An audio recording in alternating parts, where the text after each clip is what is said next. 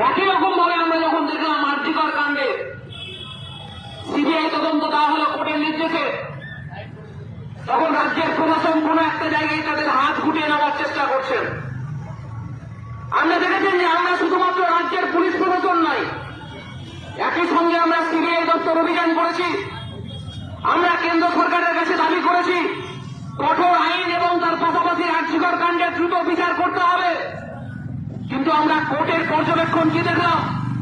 কোর্টের পর্যবেক্ষণে বারবার গতকালকে সিবিআই আবার দাবি করেছেন কোর্টে যে যাবতীয় প্রমাণ লোপাট করার জন্য দায়িত্ব পালন করেছেন রাজ্যের পুলিশ প্রশাসন।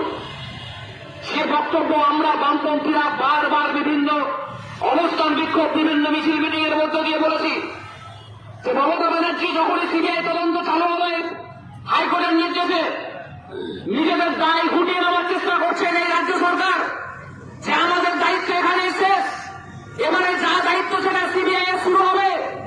কিন্তু আমরা বারবার বলেছি সিবিআই এর যেমন দায়িত্ব রয়েছে, সিবিআই কে যেমন সঠিক দায়িত্ব পালন করতে হবে, তার পাশাপাশি রাজ্যের পুলিশ প্রশাসন যে প্রথম তদন্ত শুরু করেছিল সেই তদন্তের যে গাফিলতি, একের পর এক প্রমাণকে লোপাট করে দেওয়ার জন্য কলকাতা পুলিশ যে দায়িত্ব পালন করেছিল মমতা ব্যানার্জির নির্দেশে, তার শাস্তি কোথায় হবে?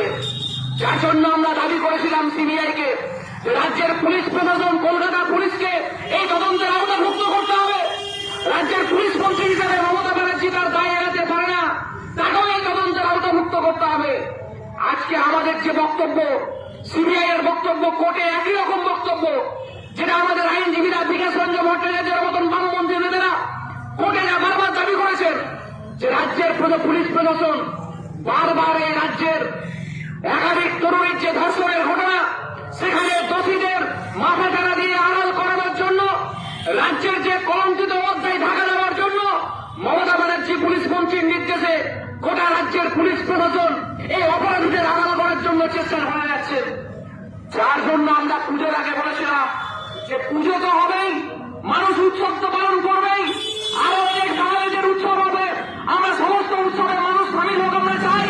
কিন্তু যে পরিবারগুলোর সারা জীবনের উৎসব বন্ধ করে দিল কিছু দুষ্কৃতী, যে পরিবারগুলোর মুখের হাসি কেড়ে নিল এই মমতা ব্যানার্জি সরকারের দৌলতে, তাদের নেতৃত্বে, তাদের সমর্থনে, সেই পরিবার, সেই দুষ্কৃতীদের কেন শাস্তি হবে না?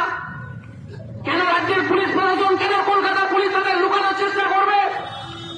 আজকে দুর্গারূপী মা বোনেরা ধর্ষিত হচ্ছে, আজকে লক্ষ্মীর মতন চেহারা মা বোনেরা ধর্ষিত হচ্ছে, মৃত্যু হচ্ছে তাদের।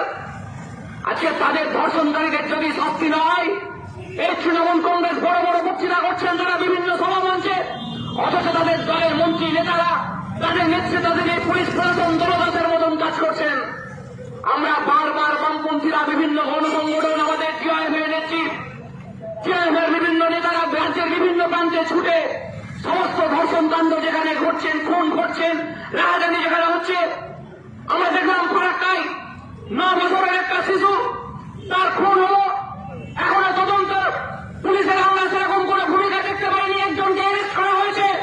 কিন্তু পুলিশকে আমরা যখন প্রশ্ন করছি এই তদন্ত কতটা গতি পাবে, আদৌ এই দোষীরা শাস্তি পাবে না তাদের পরে ছেড়ে দেওয়া হবে, পুলিশের পক্ষ থেকে মুচলেখা দেওয়া হোক যে দোষীকে ফাঁসির শাস্তি দেওয়া হবে, পুলিশ বলছে আমরা সর্বোচ্চ চেষ্টা করব, আমরা কোনো বিবৃতি দিতে পারবো না।